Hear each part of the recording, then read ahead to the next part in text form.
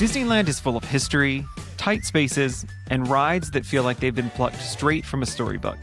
This week, we're diving into one of the park's most under-the-radar concerns and asking the question, what happens when a land story doesn't match the ride? Get ready to reimagine a classic in a way that makes every detail sing. Let's head to the West Coast today on Idiot's Guide to Imagineering.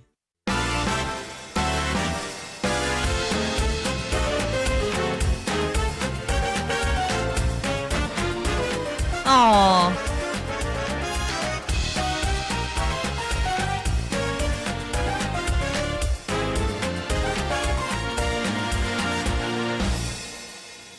Hello, Imagine Idiots, and welcome to Idiot's Guide to Imagineering. Tonight, we are finally heading back to Disneyland for the first time this season, and we're diving into a corner of the park that's evolved quite a bit in recent history. And I'm talking about Bayou Country. And we are so excited that Kaity is back with us this week. She was under the weather 3 weeks ago, I guess, and then she was out for a scheduling conflict for the past 2 weeks, but she is back and coughing as we speak off camera, but she is back and healthier than ever. Welcome back, Kaity. Wow, what an entrance! Am I back and healthier than ever? I still have a cough and It's lingering. Lingered. And with that, would you look at that? Jenny's also back for a third week in a row. She told us she was going to pop in and out for the season, and she popped right in here 3 times already. I'm on a roll. Yeah, Y'all just can't keep me away.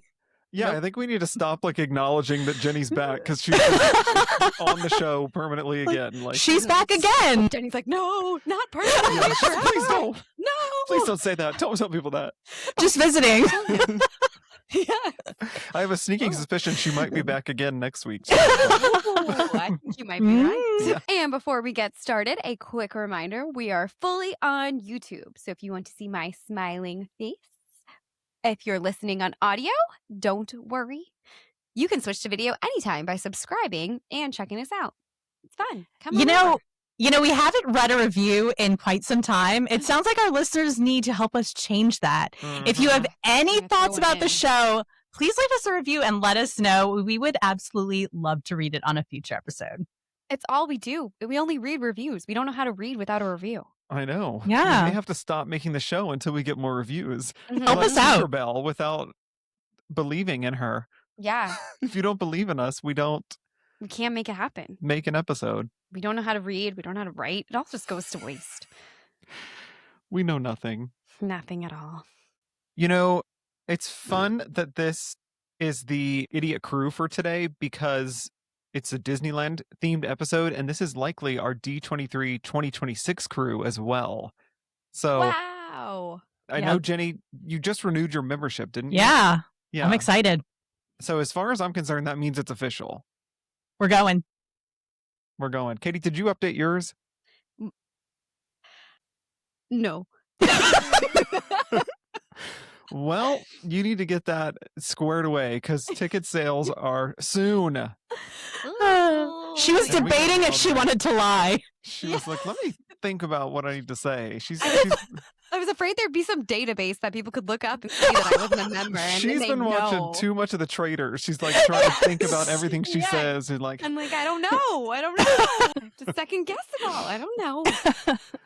okay, I well, will be a member. yes, Maybe. you will. Listen, I was a member for 2 weeks. That one time they gave it to me with my Hulu subscription. Oh, there you go. That's great. But it had commercials, so I had to cancel. So I lost my membership. Oh, she doesn't do commercials. Not a chance. And speaking of that, we will now head to a commercial break. Bye. Okay, we're back. Well, it's time for our weekly prompt, and this week I am making it weird. Oh, So yes. we are doing Marry, Kiss, Kill with classic Disneyland attractions. So that's right. You're going to pick 3 and tell us which one you'd marry, which one you'd kiss, and which one you'd sadly send to its grave. And Kaity, you're up first. Oh, no. Okay. Mhm. All right. I think everyone probably knows what this is going to be, but I don't know if they know the order. So I'll go through. I'm going to marry the Haunted Mansion because it's always a good time. You can spend all day there. Like it's great. Stands the test of time. Great. All around. I'm going to kiss Tower of Terror because like sometimes I'm not Mission in the mood Breakout? for that. No. Yeah, it's Disneyland only. Disneyland only. Oh! I like forget I'm in another park. I don't even know. I'm just all about Orlando. Okay. All right. So that now changes everything. So I'm going. Well, that does change everything because you've never even ridden Haunted Mansion in. That's true. I have to remove it because I've only ever been on the holiday layover for Nightmare Before Christmas. So I can't say that. Although I would like to marry it. I'm not going to because it's not a full-time thing. So it would only be married to me seasonality. And I'm not okay with that. All right. So let me go back to the drawing board. Okay. So I'm going to marry. This changes everything. I am going to marry Mission Breakout because I do want to ride that every day for the rest of my life. And I would like to wake up in the morning next to it and be able to have that option to go ride it. I'm going to kiss Mr. Toad's Wild Ride because why not? Kiss a toad. Kiss and fall. Oh, yeah. Tiana over here. Yeah. That's in my nature. And then kill. Nemo's submarine. Oh, yeah. Would agree. We got stuck on that one a few years back. Didn't bring the nostalgia that I thought it would. We're riding a submarine. Like I thought I would feel like I was in 20,000 Leagues Under the Sea, or 10,000 Leagues. Yeah. 20. So, okay. I thought I would feel like I was more It's leagues close. under the sea. Yeah. And I just felt stuck and scared. And so I'd like it to die. Thank you. Okay. Wow. All right, Jenny. Who are you killing? Okay, well, I guess I'll start off. I'm going to marry Pirates of the Caribbean because I love that one. Yeah, especially Disneyland's. Especially the Disneyland one is so good. I'm going to kiss Peter Pan's Flight because it's just so cute, so sweet. Okay. Good choice. And I hate to say this because it's a classic. I think I have to kill Autopia. Oh, yeah, that's I'm sorry. Good decision. Sorry. What about you, Steven? Yeah, I'm very happy with both of your choices so far, and no one picked anything that I was going to choose. So that's a this is rare for us. We almost always overlap. So I'm going to marry, this is probably a shock to no one who knows me. I'm going to marry the Jungle Cruise. Having watched Disneyland Handcrafted recently, it like seeing the way like they put so much energy and effort into that, like that is a true icon of Disneyland. I'm going to kiss Indiana Jones Adventure right next to it. It's fun, and I think it's, for me, it's like kind of the quote unquote thrill ride of Disneyland park that we don't have yet. Yeah. I know we'll get a different version, but that's the one that like I'm always like I've got to do this when I'm there. So she's kind of like tempting me from away from Jungle Cruise, but Jungle Cruise will always have my heart. Oh, she's a mistress. She's another Yes. lady. Yeah. Oh, okay. Yeah. Okay. Indiana Jones is my mistress. She's not here for a long time, just a good time. Well, Marissa's not on the show tonight. So I had to I know, bring somebody's gotta do that. You got to fill in. Yeah. And then my kill is very controversial. I really mostly want to kill the track, but I want to kill the Matterhorn because that sucker. I still have back pain, and I haven't ridden it. I didn't even ride it the last time I went. I was like, I refuse. Oh and so my it gosh. must have been 4 years since I've ridden that thing, and I'm still hurting. So I don't want to kill the mountain necessarily because it is, part of the skyline of Disneyland that is forever and shall always be, but I can't ride it anymore. Does this mean I'm not going to have anyone to go on it with again? No, I'll go with you. Go I'll definitely go with you. I'll take pictures. And of then y'all. we'll Y'all just come get around some the physical corner. therapy after, Yeah, gonna need that's it. fine. Yeah. Yeah. Who cares? Oof. Yeah. It's not for me. But yeah, I'm excited for us to go, and we can discuss all of our choices as we ride them Yes. I know. I'm excited to tote it. and murder them. Murder. Murder. Traitors. If you couldn't tell, we're very obsessed right We're now. obsessed Oh, yes. with the traitor. We're all watching The Traitors right now. Traitor. One of us is a traitor on this episode, and you'll have to find out later. Oh. Can't wait for the round table. All right. Well, it is time for our Imagineering project of the week. Ooh. Wow. Whoa. Where did that come from? Oh. For those joining us for the first time, each week our team selects a project manager to develop a thoughtful, strategic proposal for a new or updated Disney experience. Our ideas are grounded in reality, taking into account current technology, existing park infrastructure, and the principles that make Disney magic work. While we're mindful of budgets, we're not bound by them, giving us the freedom to explore ideas that are informed, imaginative, and educational, offering a peek into how Imagineering balances story, design, and guest experience. This week's project manager is Steven. Welcome to the happiest place on earth, where your happy is everywhere, anywhere. He's woohoo happy. Look up, there's some friendly neighborhood happy. Look down, whoa, oops, don't look down. He's pew-pew-pew kind of happy. They're even happier. And you're the happiest of them all. Because this place has all the happy you never knew could exist. So you're a new kind of happy every time you visit. Welcome to your happiest place on earth, only at the Disneyland Resort. Well, I knew I wanted to take us to Disneyland this week, and we haven't ventured to the West Coast this season at all yet, and I didn't want our Disneylanders to feel left out over there, so hello, Disneylanders. But as we all know, Disneyland presents one of the more difficult real estate challenges of any Disney park in the world. I mean, that sucker is maxed out when it comes to utilized space, and Jenny brings this up all the time, but y'all know I'm always taken to Google satellite images.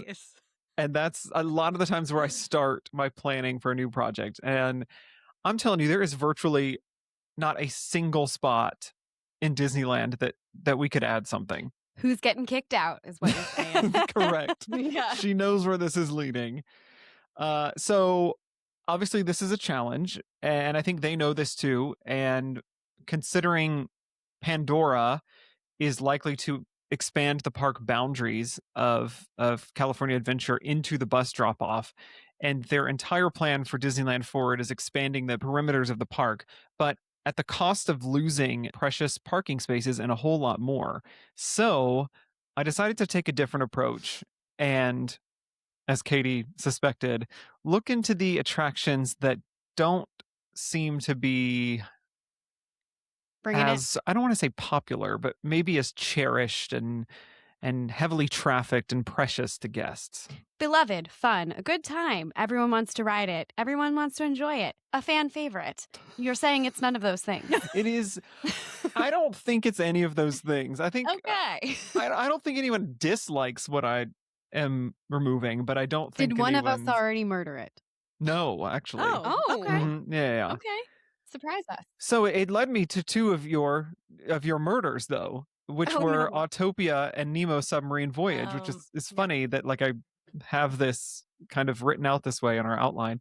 And one that I thought might actually get me killed if I touched it, which is Buzz Lightyear Astro Blasters. And when I first wrote this episode, I didn't know Jenny would be on it. So it's even scarier to say that out loud in front of her. Nope. I'm afraid for you. Yeah. So yikes. So there was one that actually kind of struck an interesting chord to me, though, and that is The Many Adventures of Winnie the Pooh. Goodness.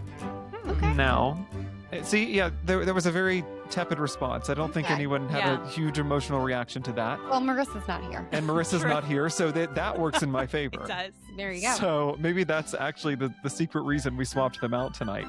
Yeah. But we already Don't did. Come, Marissa. Don't be come. here. But Don't also, to be fair, I did give us a Winnie the Pooh themed offering on episode 3 of this season. So what I give, I take away. True. It's in my nature. You're like Santa. Yeah. What? What is Santa, What is Santa taking? What Santa do you know? What was your childhood about? Did you lose something every Christmas? You were like, oh, I got this gift, but they took this from me. That didn't happen. Nope, I think that was a special Raffiney tradition that none of us knew about. Well, Ooh, keep it moving. Sorry. Okay. Robin Hood. That's who I meant. Yes, Rob from the Rich to give to. Still, I don't see the metaphor here, but yeah, in some way, See you next week. we'll come back. There'll be a post-credit discussion here, unpacking Katie's childhood trauma of what happened to her on Christmas. So stick around for the end it's of in the bonus episode. features. Yeah, stick around for that. Paid Well, content. that's right. You really want to get intimate. Well, this is not my first day on the show, and I know it ruffles feathers when we pitch a replacement of anything. So, I know people are going to come for me, even if we mentioned relocating like a hot dog stand. And that's probably mostly just Katie, because she's a hot dog fanatic. But this is, I want you to give me a chance here, because nothing that I ever do in my projects or anything that we do on this show is without reason or completely arbitrary. We're not just saying, oh, let's put this in for no reason. We think these things through, and I don't think we should ever be replacing something just for the sake of replacing it. So there's good intention behind this, and I know that you can easily tear this apart while you're listening, so I want to be mindful of that. But that's also kind of the point here. And this show isn't just about dreaming up attractions. It's really about sparking conversations about how the parks evolve and what works and what doesn't and why. And so none of this is coming to life tomorrow. It's all meant to just make you think bigger picture. And if you feel strongly, I want you to share that. We'd love the discussion. We're not out here spinning random nonsense. It just sounds fun to us. We want to know what you think about it, and if you don't like it. And there's no way in 80-something projects or 70-something projects that you could have agreed with everything. No, I think we're at 80-something projects that you could have agreed with everyone that we've created. So don't speak for the listeners. Maybe they do. Maybe they do. Maybe it's a hive mind, okay? Maybe they all were just That's an echo true. chamber. We hope that's what it is. Yeah. But yeah, there's a method to our madness. That's all I'm saying here. And I think it's pretty clear that the Many Adventures of Winnie the Pooh really no longer fits the theme of its surrounding, with Critter Country now being rebranded to Bayou Country. Pooh's Adventure feels a little or a lot out of place. I mean, why are we visiting the woodlands of Sussex, England, when we've been dropped into the swamplands of Louisiana? Ooh. Could you picture Pooh with a Cajun accent? They have tall grass. They both have tall grass, maybe. Yeah. Sure. You know. That's about Pooh it. with a Cajun accent. I'm not even going to attempt that, but I really wish I could. Get on down to the Pooh jangles. Louisiana fast. Poohsiana fast. Winnie the Poohsiana. Gonna be a long day. Love that chicken from Pooh Pies. Ew. I gotta keep us moving here. Ew. This is gonna be an hour and a half of just trying to compose ourselves. Please cut this. This is what happens when the three of us get together. No. God, oh my gosh. Oh my gosh. I don't know if we can carry on. Pooh Pies. Okay. Poohsiana fast. So for me, this isn't about popularity, because we know people love Winnie the Pooh. And that people love Winnie the Pooh. So it's more about story cohesion here. And I like to think about what is sacred in the park and what isn't. And Winnie the Pooh, arguably not core Disneyland DNA. If anyone wants to fight me on that, I'd love to hear your argument. I mean, it opened in 2003, so compared to the rest of the attractions in the park, it's practically a baby. A Pooh baby. Yeah. Well, I rest my case confidently that this is the right decision. And if you still don't agree, let us know. YouTube is right here in front of you. You can just comment while you're watching. Everyone else, head to Instagram. I don't think you even need to give us all that. I think everyone's on board. I think we're all on the same page. Thank you. I was really like, ready. let me put a novel of notes into this outline to I make sure supported that you this from is okay. From okay. Pooh. Okay, thank you. Okay, sorry for the rant. I just want to be careful when we're removing something, because we know Disney adults, because we are them. Also, I think we're a little afraid of Disneylanders, because that was the real deal, Disneyland. So we have to be careful. So I understand why you gave a novel. Yes, you need a background. They've got a good 20 years on us. Yeah. So not in their age, but in their park age. So they've got an extension to Walt. Yeah. A direct line. Right. Well, this brings us to our Imagineering term of the week. What is it? And that is story cohesion. Ooh. Tell Yeah. us more. Let me tell you more. Story cohesion is all about making sure every element in a land or attraction tells a consistent story. The visuals, the sounds, the props, the ride system, they all need to support the narrative so guests feel like they're moving through a world that makes sense. And it's why Disneyland has such a strong identity. You don't just jump from one ride to another, the environment and the story guide you very seamlessly. So, for today's project, story cohesion is key. Winnie the Pooh is not unpopular, but its story and tone do not match Bayou Country. And by looking through this lens of story cohesion, we can see why a replacement might make the area feel a little more unified and intentional. Let's do it. I'm ready. Let's go. Now, we need to address the question of what would you replace Winnie the Pooh with? And it was clear as day to me. There's only one other Disney IP that takes place in the bayous of Louisiana that I can think of, and that would obviously be the 1977 Disney animated classic, The Rescuers.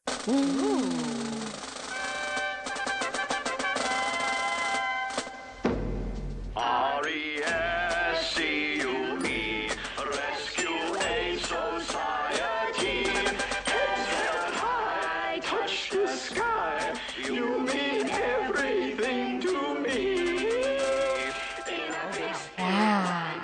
Okay, good choice. Okay. Yeah.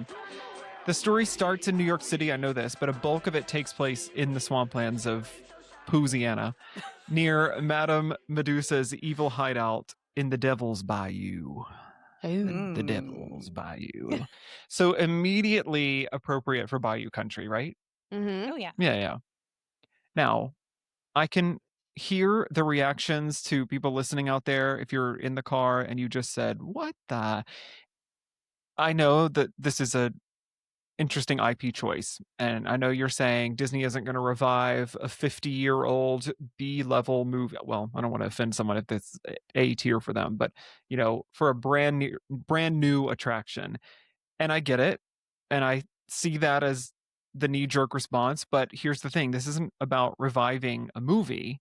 This is about making Bayou Country feel alive and consistent. And so that's the lens I want to hold up. And I want you to view this through story cohesion, our term of the week. I'm ready. Okay. That was my first thought was, Yeah. does this Correct. have enough power? Yeah. I mean, in my books it does, but I don't know for everyone else. So I'm Yep. going to reserve all judgment to the end of this idea. Thank There you. you go. And but I really thought through this, shocking, but I really did think about this whole idea of this being a very, very old IP that is not, on the front lines of Disney merch, Disney discussion. So, but yeah, so my approach with the Rescuers is about bayou creatures and the ecosystems, not necessarily the characters. And that's how I want to kind of blend it here. So you're going to see fireflies and alligators and willows and cypress trees and things like these small, intimate, vulnerable moments that hit emotionally without needing a franchise to back it up. So I don't think you necessarily are marketing the characters. You're really marketing this feeling of being in the bayou. And I think that's the design philosophy I wanted to lean into here. And another thing that I want you to carry through this whole project is that Disney's not building rides necessarily always to sell movies. Sometimes they're trying to sell the place. And so I think that kind of justifies what I'm doing here. Do you think that Disney would entertain bringing IP that's not centrally Disney? I guess a good example would just be for something from Fox and throw that into Disneyland. Do you think that is something that they would do or consider? I think if you think of it from a Galaxy's Edge perspective, that was a late add-in to Disney's catalog, and that is now a very, one of the main lands of Disneyland, not just an attraction. So I do think they would entertain that idea, but I also think in a It was pretty traditional. controversial, right? When they Right, it was. put it yeah. there, yeah. Like we had a lot of thoughts about it. I think my mind has shifted a lot over the years as we've, done more research and kind of understood more of where they were coming from. But we felt that way. But I also think about it as this land is kind of more Disneyland than, I don't know if I'm making sense, but like it's more Disney focused when you've got like Tiana there and putting Mhm. Tiana next to something that isn't inherently Disney. I don't know if next door Yeah. to each other it makes as much sense. I kind of agree. I think also Star Wars has a different connotation. Like obviously I know it wasn't purchased by Disney until however many years ago. It wasn't that long ago in the Mhm. grand scheme of things. But we've had Star Tours. We've always had like a Mhm. presence of True. Star Wars in the parks even before they owned it. So I feel like yes, it's a little different, but I think yeah, you're right. They're kind of limited if you want to keep the story progressing. Yeah. Maybe this is all you got. Yeah. Unless you just make it full on Tiana Land. Right. And that's Which would another be option. great for you. That's But true. yeah. I would not argue this. Not for our show, though. But Yeah, but that also kind of brought me to another challenge and hurdle when kind of creating this, because I was thinking about the attraction and I wanted it to really be outside of the box, because the Bayou to me really naturally leans toward like water-based rides. Mhm. And obviously we already have that in Yeah. place with Tiana. So instead, I had to consider the space that we have within the existing show building, which is like 25,000 to 30,000 square feet. It's not huge for a show building. And I kind of really committed to taking this in a very completely different direction. Are And we that flying? direction is up. Woo! Whoa. Okay, And- okay. And really, it only took me one glimpse of the Rescuers movie poster to realize that this is not a boat ride at Oh. all. This is a ride for the skies. And if you've never seen this poster, it features the two main mice, Bernard and Miss Bianca, as they're soaring over the bayou, perched inside a sardines can strapped on the back of an albatross named Orville. As we all travel. As love we it. all travel. That's how I get to Orlando every time. Yep, in your sardine can. That's right. Packed in there like Sardines. Oh my gosh. Okay. So allow me to set the fun. scene. Okay. Orville and his brother Wilbur, yes, they're named after the Wright brothers, are the owners of Albatross Air Service, and that is where we are headed today. They have just opened their new Louisiana outpost and are officially ready for passengers. Now, the queue is designed as a makeshift bayou airport full of bird brain construction, patched together aeronautical inventions, and just enough chaos to feel believable. Like the two of them have really just thrown this together. But more importantly, this is where we're going to be conditioning our guests to accept something that they're never actually going to see. So I wanted to use a little bit of psychology on you from the queue. So I'll come back to that. But throughout the queue, Orville's flight safety video is going to play on loop. So this is going to be like old TVs and things like that. This Mm. makes me feel like very old theme park cues. Yes. Yes. Because that was like Jaws had that Yes, video makes that me exactly. think played. of Jaws. Yes. Yes. I So love yeah, it. you're going to be seeing this safety video. It's going to be the do's and don'ts of your upcoming journey, and he's narrating the whole thing. It's going to be kind of reinforcing this idea that you will be boarding this sardine can attached to Orville's back, and he's personally going to fly you through the bayou. Fly you through the bayou. I didn't even I mean like to- it. Bayou.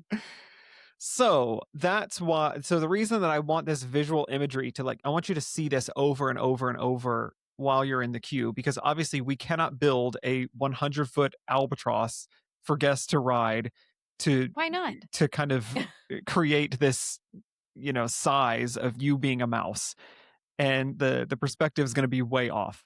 So instead of trying to show the impossible, the queue is doing the heavy lifting of that. And it's really going to put you in this frame of mind that you believe you are riding him before you board, even though you do not see him once the ride begins. Mhm. Okay. So that is where I kind of felt like maybe this is not going to work. And I do this quite frequently when I'm working on a project. I'll get somewhere and I'm like, there's no way around this. And And I kind of did this on the Frozen episode a few weeks back where I was like, how am I going to get you to ride a horse? And so now I'm kind of doing the same thing. I'm trying to get everybody onto these animals to ride these animals. And I'm like, how do we do this? So it brought me really to the idea of like, what ride system could I use here? And I considered a few options. One was the same system they use for Peter Pan's Neverland Adventure in Tokyo Fantasy Springs, which is much like the ride vehicle they're using for Avengers Infinity Defense at California. Very Spider-Man at Universal. But that raised a few red flags. I think one, it gave Disneyland two versions of the same really high-profile ride system. You could get one at California Adventure and one here, so I didn't want to do that. And two, the price tag on those things, you really need some kind of blockbuster IP to justify that. I think like Frozen or Marvel blocked by budget constraints. That's true. True. Come on. That's true. We got Get the money a big here. 100-foot ibis. Let's That's go. true. Or what's it called? Albatross. Albatross. Close enough. Same thing. Has wings. Albatross. Repurposing the poos. This joke won't Yes. die this whole episode. It won't die. Nope. Nope. We are 5 years old. And lastly, I don't think it would physically fit inside this existing show building, so this one's out. Another one that I looked into was Soarin'. Oh, that would have been a really good idea. Yeah. I mean, I know they already have that, but the technology would have been kind of Right. cool. Yeah. Or like in smaller pods. But once again, they've got Soarin' right across the street too, and it's different because they use a lot of the same ride systems throughout Walt Disney World, but you also have to go somewhere. Like it's not like you walk across the street and you're in the next park. You've got a 20 Need a minute whole other ticket in to between get in travel. there. Yeah.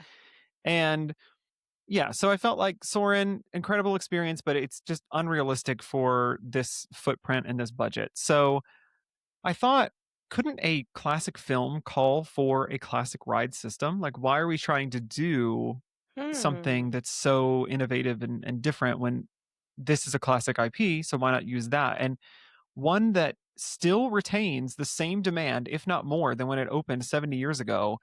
And I'm talking about Peter Pan's Flight in Fantasyland. Yeah. It was Jenny's. It was Was my it your kiss? Yeah. It was Jenny's kiss. So you may Good want to kiss one. this attraction when we're done with it. But it's a classic suspended dark ride that gives you a bird's eye view of the world below. It's funny you mentioned this because obviously it's a different park, but when you first mentioned this and flying, I immediately thought, oh, well, it'll be like E.T., like the same kind of ride system as that, and like very basic. But then I was like, oh no, he wouldn't do that. That's like past Like time. it's But an sometimes you outdated. don't- Yeah. Yeah, But it works. Sometimes you don't need to reinvent the wheel. Like if something's going to work, Correct. why not use it, but just modernize it, bring it into today. And on that note, I was fortunate enough to ride the modernized version in Shanghai because they built Peter Pan's Flight there. And I may actually be on this as you're listening to this because I will be in Shanghai when this is released. But it's really cool because it's the true format of Peter Pan's Flight, but it's like this smooth, incredibly updated version of the same attraction. So it's cool to see how they took this technology that is old and just kind of brought it to a current day experience and used that technology with the same technology. So that's why I think this is the right choice. I agree. I also feel like you mentioned with budgets and everything like that, is we are getting in a the parks are so expensive nowadays because people need the latest and greatest technology. The rides are way more advanced. They're way larger. They're way bigger than ever imagined when the parks first opened. So you kind of have to. But sometimes that's not totally necessary. Like we shouldn't forget the things that made all of Disney so enjoyable, but just bring it more into this century and bring it with all different effects and things like that. But if it works and it works well, why not? Right. A great attraction doesn't mean it costs $500 million. And Right, I think exactly. I think everyone needs to remember that not everything has to be a Cosmic Rewind or a Rise of the Resistance to be something worth riding. But now it's time to board that bird. Board that bird. Let's get on it. Board Let's go. That's right. And I wanted to be mindful here and really drive home this imaginary bird. So much so that the Omnimover conveyor belt is going to be somewhat bouncy, like you're standing on a bird, and it's going to be painted white like feathers. So you're going to be standing on it, but it'll be a little like fluid. So it's not just this hard thing that you're standing on. So I want you to feel like you've really stepped onto him. And you're going to believe you're on this bird. Like that's the whole point here is that I'm going to make sure you believe it. Gosh darn it. And then you're going to hop inside your sardines can along with 5 other people. There'll be 2 rows of 3. And you'll be cleared for takeoff by Orville himself. This is your captain speaking. Welcome aboard, folks. Fasten your seat belts. No smoking. Just sit back and leave the driving to me. Oh, I'm so ready. Wait, how are you going to have that? Is he on a screen or is he... He's just going to be speaking. Oh, cool. Okay, yeah. cool. Oh, He'll just be speaking there. I think we should have an animatronic of him. Well, you can't see him though. That's the problem. If you see him, you're not on him. Okay, got it. Got it. Okay, yeah. I think there could be an opportunity for an animatronic somewhere, maybe like in the queue. Yeah. Similar to like Scuttle. You see him in the queue. Yeah. So maybe that's What if you? I mean, I don't He's know like how this ride's guiding you. ending, but what if when you got off of it and you go into another room and that's where he's at, like some offloading area or something like that? That's you assuming that he makes it safely to our destination. Shoot. True. No. I'm not insinuating You're gonna anything. kill him? Ouch. Marry, kiss, kill. Orville. Oh my god. Horrible. No, Poor he's gonna be guy. fine. He's gonna be safe. Well, I did some research into the movie, and the animators really studied how albatrosses fly, and they have a very wobbly takeoff when they begin their flights, and they intentionally put that into the movie. So if you watch it, you'll see how he's got a really jerky flight at the beginning. And here we go!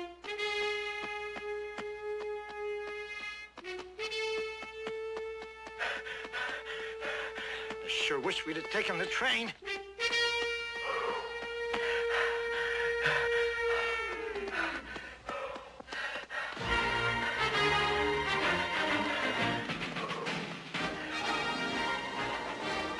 Oh, I just love takeoffs. So to honor that attention to detail, I want to do the same when you take off. So the ride vehicles are not only suspended from the ceiling, but they can tilt to the left and right to add a new level to this experience. wow. So Wait, you should give us little remote controls so then it could be oh like yeah, you could fly him. Smuggler's Run, but really just Yeah. but not total chaos, like just a little But bit yeah, on like more like you're like, pulling left, you're pulling like right. Dumbo. Yeah. Yes. Yeah. Uh-huh. Or Magic Carpets of Aladdin. I think you can go forward and backward and up and down. So yeah. Good idea. You know what But- has me thinking about though? that ride at Mall of America, I think it is, where you like, you know what I'm talking about? You can Oh, the spinning one where everyone's just spinning around like a crazy like- person. Yes. Losing complete control. Shell shock. Yeah. Yes. Who's the woman? She's the queen like spinner of famous Shell for it, Shock. yes. Yeah. She's gonna be Poor on this lady. every day. She's got to come on. She's gonna be riding Orville. First inaugural guest. Yeah. First and last. Yeah. Yeah. Whoa. Oh my gosh. Well, if she's there, that means this ain't your grandmother's suspended dark ride. No, it's gonna be. It won't be too much of a thrill ride because it's going to be intended for small children, but enough to make this more realistic. I want that wobbly takeoff. Mhm. And since this movie is on the older side, I also felt like it might be a good idea to do a literal book report here of the story instead of doing an original or an extended version of the story. So you're going to fly over the bayou in search of Penny, who has been kidnapped by the evil Madame Medusa. And I want you to see her. We didn't get to see Dr. Facilier in Tiana's Bayou Adventure, so we're getting Madame Medusa here. But you're going to see all the characters along the way. So another detail that I was also insisting would work is a shadow of Orville that's cast from your ride vehicle onto the ground. So cool. it would basically just be like there's a light and then his shadow's under it, but you can't see that. So when you're tilting, his shadow would kind of go up on the wall next to you or like on the ground to where you could see and kind of remind you that you're what? On Flying? the bird. Oh. Yeah. Yes. Okay. Yeah. Yeah. Yeah. Yeah. So it's going to be a very high paced flight with some emotional story beats everywhere you look. And just imagine that he flies lower to the water and you see Bianca and Bernard zip up next to you on the Leaf boat, which is powered by their dragonfly helper, Evan Rude. Hurry! We've got to find out where they're taking her. Faster! Evan Road, faster! And maybe you're being chased by Madame Medusa's hench gators, Brutus and Nero. And it all comes to a head when Madame Medusa hops on her jet ski looking motorboat to stop us from finding Penny on her giant abandoned riverboat. Not on her motorboat. On her little motorboat. But yeah, we're getting that villain moment.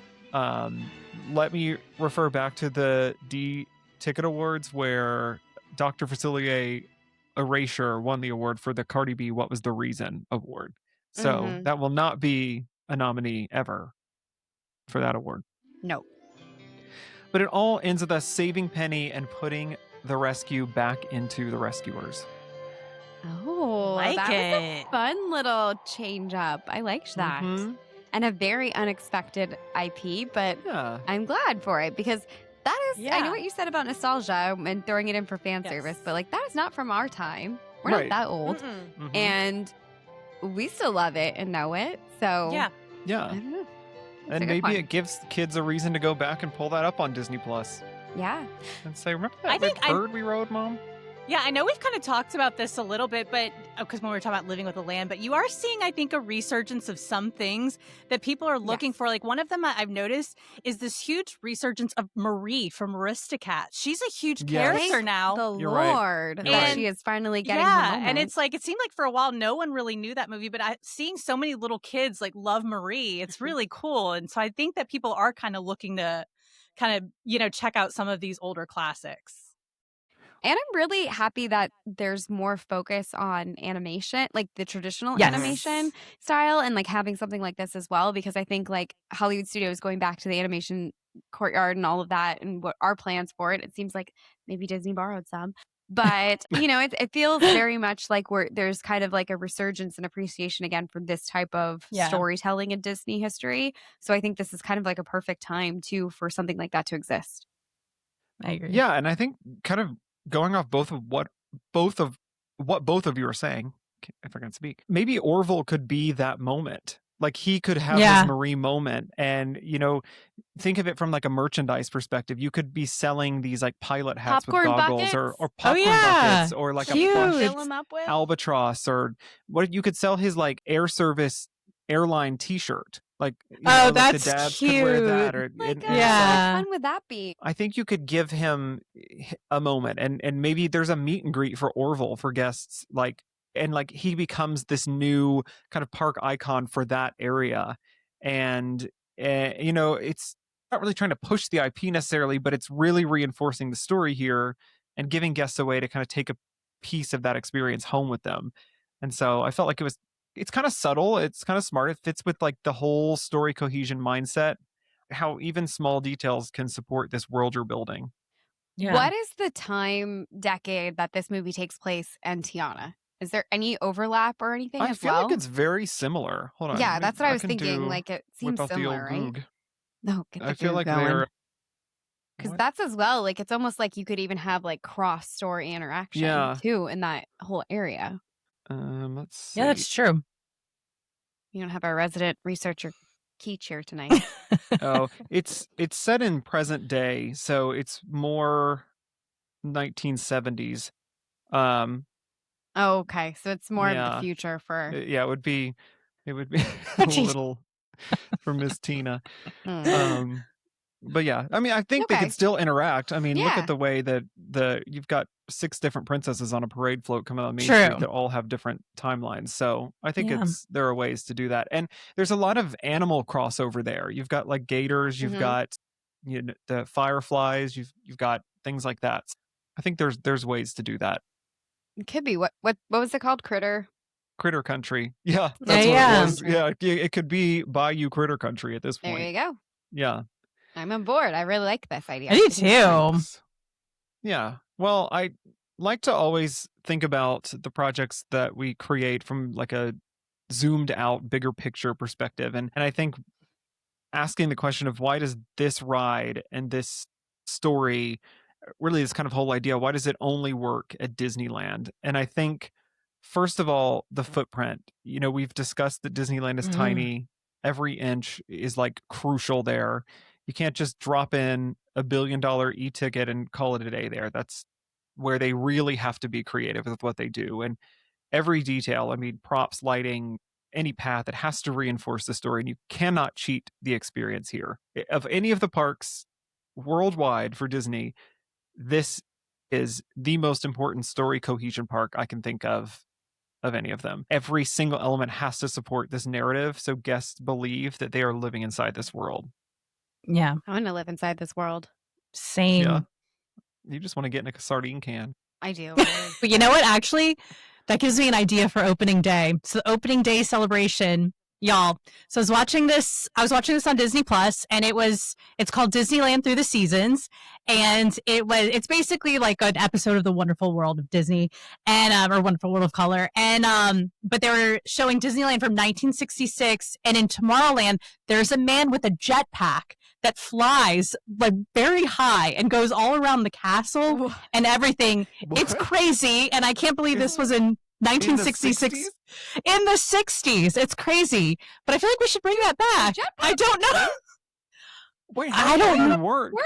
I don't know, but you have to go watch it. It's called Disneyland Through the Seasons on Disney Plus, and it's wild. Well, because they have the water ones, but no, this is like the full-blown jetpack on land. Wait, I don't know. Perfect. So maybe we can get him on what Orville? Who's it? Orville? Get Orville. And get Orville, yeah, and then make the jetpack look like a sardine. Yes. So that's our opening day celebration. That is it. He flies around the castle. Exactly. Fireworks go off. Well, Yes. he needs to move before the fireworks go off. But Do you think his feathers are in danger? Like, is there Wow. flames? Is there air? Like, what? Might need to. Oh my we might need to God. look There's into. like I need to watch this. I maybe need to there's see like a it. It's poof of crazy. feathers that comes out the back as he's landing, and he's like wobbly landing next to the ride, and they're like, "What? Now it's Actually, that's open." great. Yeah. It's like Donald Duck after PhilharMagic. He's like Yes, the Yeah, little yeah. like bunny. discombobulated. Yes. Okay. Wow. Yes. So go Okay. check that out. So that fits in perfectly with kind of thinking about old historic Disneyland and a way to modernize it. That's Or take true. it It's a back. call to the past. Yes. That's right. Yeah. This whole thing is a call to the past. Wow. Okay. Well, another reason that I think this only could work at Disneyland is the audience. I think Disneyland is full of locals. It's a lot of repeat visitors. It's a lot of people who know this park inside and out, which means there's, to me, I think, a higher tolerance and an expectation for slow burn atmospheric rides. And I think it's very different from the Magic Kingdom rhythm, where guests are usually kind of chasing these big IP hits that they all have to get in as their kind of one-time visit. Disneyland Yeah. feels different. Like, it It feels does. like people go there who are like true. I mean, not that everyone is, but it feels more like they're true, quintessential, like Disney. They're Fanatics. purists. There's a- Yes. There's a Yeah, different yeah. appreciation factor. Mm-hmm. Yeah. It's two different things. Yeah. Yeah. Disney World is where you go on vacation. It doesn't necessarily matter if you have any affinity or anything to it. It has something for everyone. Disneyland is very You've bought in. You a drank the pilgrimage. Kool-Aid. You're going home. Yeah, You're yeah. going to where you belong. Right. Yes. And to that point, I think that storybook and kind of atmospheric rides really thrive there, like Mr. Toad, and that's why it's still there. Alice in Wonderland, even attractions without mega franchise attached to it can be iconic because they fit a land and they feel Just intentional. riding around to that Yeah. storybook. Yeah, lake. they're right, exactly. Right. And the storybook boat canal. Yeah. Mm-hmm. Mhm. And I think that's really the power of story cohesion, and it's really kind of making everything work together. And my whole thing here is that Pooh in Bayou Country is not cohesive, but the Yeah. rescuers in Bayou Country is perfectly aligned. Yeah. Agree. It feels Yeah. authentic, not forced. Right. Yeah. And lastly, I think Disneyland is less dependent on mega IP. I Yeah. think you don't need agree. Frozen or Avengers level Avengers level global marketing to make something feel important here. I think you just need imagination and a world that feels complete, and that's why you can be bold and pitch something like The Rescuers, not as a movie revival, but something that makes Bayou Country really Bayou Country. So, the next time you think about rides in a small park, I want you to remember that sometimes the most magical thing isn't the IP, it is the place itself and how the story lets you live in it. And everything we've talked about today, from replacing poo to flying on Orville's back or a jetpack exploding and getting launched at by fireworks, it comes back to this. I think the story and environment and movement and lighting and the emotional beats along the way, and they all matter because of story cohesion, and that's kind of what makes it feel real. And without it, even the coolest, flashiest ride just wouldn't work. And I think when it's done right, you're not just on a ride, you are living in a world. We are living in a world. That's right. You're living in a land. Mm-hmm. A fun Disneyland. land. The best land of all the lands. All the lands. So the one sentence kind of creative intent this week is, well, I named the attraction Orville's Bayou Flight. Yeah. But I don't know about that name because Bayou would now be in 2 ride names. So maybe it could just be Orville's Flight. Yeah. Yeah, it could.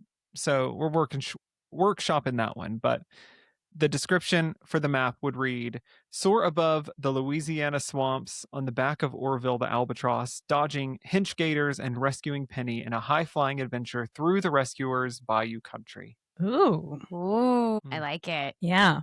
I want to ride it. Everything I need to know. One punch. One punch. It could just be Orville's Bayou Adventure.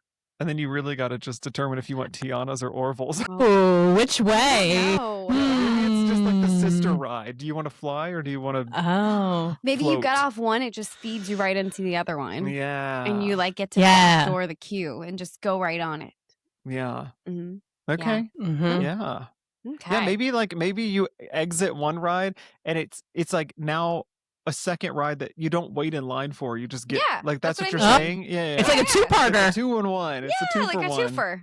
Mm-hmm. Yeah. Or maybe it's like a surprise. It's like Mission Space. Someone's holding 2 cards, and you just pick green or orange, and then you just have no idea. You have no idea. You don't know where you're going. You're either about to get soaked or windblown. You decide. Okay. Yeah. Okay. Well, wow, that was an incredible flight over Bayou Country. I don't know about you guys, but I am still picturing myself bouncing around in a sardine can, and now I can't wait for it to happen. I got to bounce away. Well, I'm sure we can figure out a way to make that happen somehow. Maybe not on this ride, but who knows? We're creative. Steven, you know I'm a sucker for a vintage movie, so it's an A+ from me. Well, I do know my audience, so... Next week, though, Kaity is taking us back to the East Coast for her spin on an upcoming real Disney Parks project. Ooh. And I hear it's going to be a tasty one. Ooh. I'm hungry. Let's go. Well, I can't wait for my first solo project of the season. I can't believe it's going to be 8 episodes, I guess. Yeah. Oh my gosh. Well, before you take off in a sardine can into your week... leave us a review on Apple Podcasts or a rating on Spotify, however you listen to us from your tin can. And if you're watching on YouTube, drop us a comment on today's episode. Would you ride with Orville, or are you sticking with to the ground like a sensible mouse? Yeah. The ground like a sensible mouse. Well, none of us are sensible. That's why we're the idiots. Yeah. No sensible mice around here. But yeah, let us know on Instagram too, at Idiots Imagineering. We want your comments. Leave us some comments, please. We're begging. We're not begging. Yes. We're begging. We're begging. Pretty please. Please comment. Okay. Guys, we get it. Anyway, we hope you have an amazing week full of adventure, imagination, and a little Disney magic. And don't forget, if you can dream it, you can make a podcast about it. Bye. Bye. Bye.